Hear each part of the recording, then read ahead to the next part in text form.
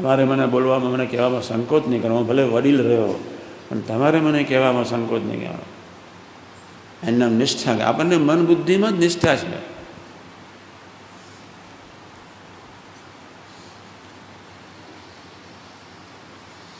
ભગવાન અને સંત અને આત્મા,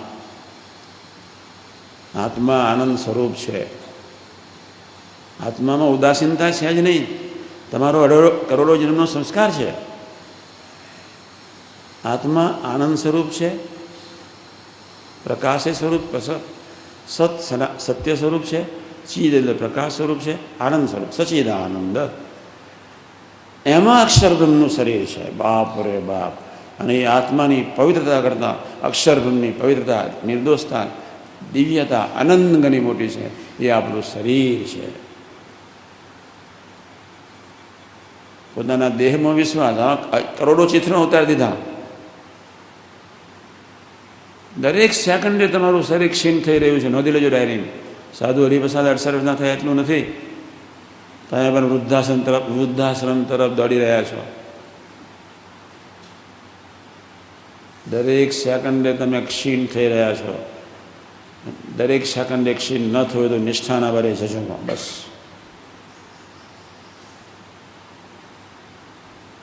કોઈનું શરીર સારું નથી. બધાના ગંધાતા છે.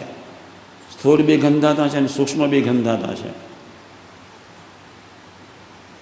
મેં વર્ષો પહેલાં કહ્યું છે કે અનંતકાળ સુધી તમારી સૂક્ષ્મ શરીરની ગટરો ધોયા જ કરો, તોય અંત નથી આવવાનો.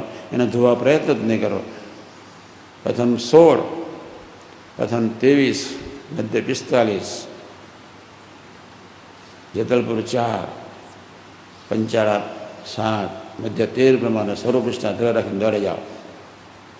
સૂક્ષ્મ શરીરના કચરાની કિંચિત કિંચા કરે અને નિષ્ઠાની કોઈ ખબર જ નથી.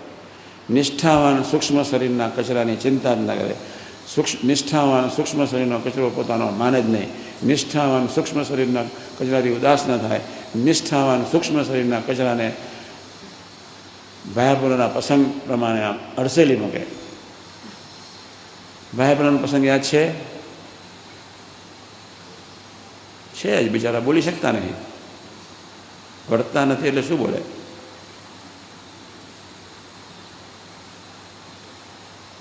સ્વામી ઊભા થઈને આમ ખસ્યા. મને કે આ રચકીઓનો બધી મને નડી હસી પડ્યા. સ્વામી કે સૂક્ષ્મ શરીરના સંકલ્પ વિકલ્પ આવા માનવા. કેવા ભવ્યાતીત ભવ્ય સ્વરૂપ. આ દેહ અને 51 ભૂતના આપણે કોઈ સંબંધ નથી. તમે તમારા દેહને પોતાનું સ્વરૂપ માનો છો, એમાં જ બધી માથાકૂટ છે.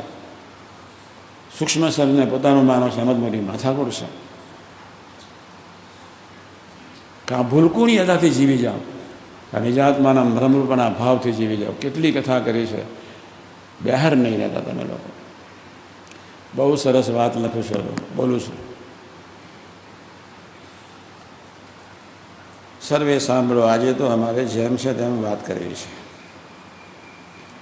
પહેલો નંબર, જે ભગવાનને ભજવા એથી બીજી મોટી વાત નથી. કાં જે ભગવાનનું કર્યું સર્વે થાય, આ એક વાત છે. એથી બીજી અગત્યની વાત કરું છું. અને મહેનત કરીને મરી જાય છે તો પણ એ દરિદ્ર જેવો રહે છે, તો એનું તો એમ જ છે. એને ભગવાન ભજવામાં જેટલી કસર છે તેટલી તેની સર્વક્રિયાને વિશે બરકત આવતી નથી. ભગવાનને તો એનું સારું જ કરવું છે. આ બીજો મુદ્દો. જે સૂર્યનું દુઃખ હશે તે ભગવાન પોતાના આશ્રિતજનનું કાંટે કરીને ટાળતા હશે. અમે તો જાણીએ છીએ જે સત્સંગીને તો એક વિષયમાં પીડા થતી હોય, અમને 1000 ગણી આવો. તમારા સ્થૂળનું દુઃખ ને સૂક્ષ્મનું દુઃખ બધું માથે લઈ લઈશ. હડસેલો બસ.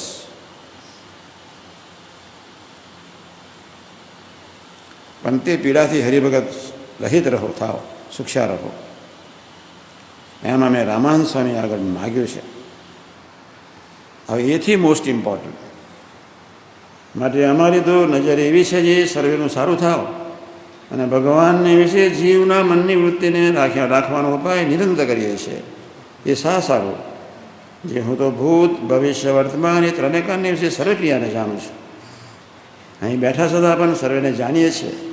માતાના ઉદરની વિશે હતા તે દિવસે પણ જાણતા હતા, અને ઉદરની વિશે નહોતા આવ્યા તે દિવસે પણ જાણતા હતા. મહારાજ કે એટલે હું ધ્યાન રાખું છું, 24 કલાક તમારી સાથે છું, જીવ પ્રાણી માત્ર સાથે નિરંતર ઉપાય કરીએ છીએ. હવે જીવનું રૂડું થાય તે મારે નિરંતર ઉપાય કરીએ છીએ.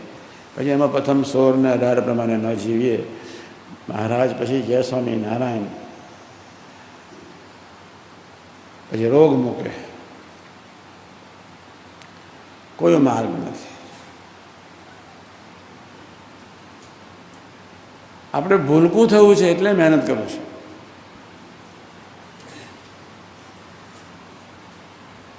બાપ નથી રહેવું, માં થવું છે એટલે મહેનત કરું છું. મધ્ય 28-41 પ્રમાણે સેવા, પ્રથમ 16 ને 18 પ્રમાણે સ્વધર્મ, પ્રથમ 27 સારા કરતા હતા, અને વડતાલ 16 અને છેલ્લાના 19 પ્રમાણેનો આદર્શ, કાર્યની 12 પ્રમાણેનો મનનચિંતન તમારી પાસે કોઈ પણ ભોગે કરાવવું છે. ગુનાદાદાની વાત યાદ રાખવાની. આ કારખાના બ્રહ્માંડ રહેશે ત્યાં સુધી ચાલશે રહેશે. સેવા કરાવવાની છે મમતાથી. મધ્ય 28-41 પ્રમાણે જ, હે પ્રભુ તારી સેવા તું કરાવ, બસ. તમને સેવાનો આનંદ આવવો જોઈએ. મેં સેવા કરી આનો આનંદ નહીં આવવો જોઈએ, મારા થકી સેવા થઈ આનો આનંદ નહીં આવવો જોઈએ. તમે નિમિત્ત બનો એનો આનંદ તમને આવવો જોઈએ. હું એમ નથી કહેતો કે આજે વર્તો, પણ સ્વામીની વાતોને વતનાદમાં ખૂબ વિશ્વાસ રાખીને ભજન કરો, બસ. તમારામાં રહેલી સાત્વિકતા, જેટલી સાત્વિકતા એટલી ઉદાસીનતા આવવાની, જેટલી હેતાળ વૃત્તિ એટલી ઉદાસીનતા આવવાની, જેટલો અવિવેક એટલો ઉદાસીનતા આવવાની, જેટલી ચંચળતા એટલી ઉદાસીનતા આવવાની, બેચેની આવવાની. સૂક્ષ્મ શરીરનો કચરો તો એટલો બધો છે, આપણે એને જોવો નથી, વિચારવો નથી, એવું નક્કી કરી નાખો. પ્રથમ 16 ને 23 પ્રમાણે ભજન શરૂ કરી દો. અત્યાર સુધી જે કચરો થયો એની બહુ ચિંતા નહીં કરવાની, પણ હવે કચરો ન ઠલવાય એટલું તો પાકો રાખો. આ લીમડાના દંડવત કરવાના છે. હવે નરસિંહ મહેતા, એને કેટલો અપરંપાર મહિમા કિશનનો. આ ધરતીમાં કિશન ક્યાંથી, અને આ ધરતી પર કિશનના સેવક સંબંધવાળા ક્યાંથી? આ ધરતીની રચકનમાં પેદા થવાનો ક્યાંથી, અને આ ધરતીમાં રહેવાનો ક્યાંથી? કેવો અપરંપાર મહિમા નરસિંહમાં કિશને પ્રગટાયો. આપણે શા માટે કોરા રહીએ? એ પાપમાંથી આપણે જલ્દી બહાર નીકળવું છે. કેવા ભાવડા જેવા જીવ છે, એને ખબર જ નથી નિજાત્માનમ ભ્રમરૂપમ દેહત્રે વિલક્ષણમ. એને ખબર જ નથી યોગી મહારાજ કોણ, એની ખબર જ નથી અક્ષરપુષમ મહારાજની નિષ્ઠા. કેવા ભાવડા જેવા જીવ, અને છતાં ગુનાદાન સાહેબ કહ્યું, યાર એકાંતિક ભાવડા જેવા જીવને એકાંતિક બનાવવા માટે આવ્યો છો. કરવા જ છે, કેટલી કરુણા, બસ. અને મહારાજે જેતલપુરના 5માં કહ્યું, નિરંતર ઉપાય કરો છો, નિરંતર તમારી પાછળ જ છે. કહેવાનો મતલબ જ્યાં તમારો બાપ છે જ, અંધારામાં, લેટ્રિનમાં, બાથરૂમમાં, રૂમમાં છેતરી શકવાના નથી જ.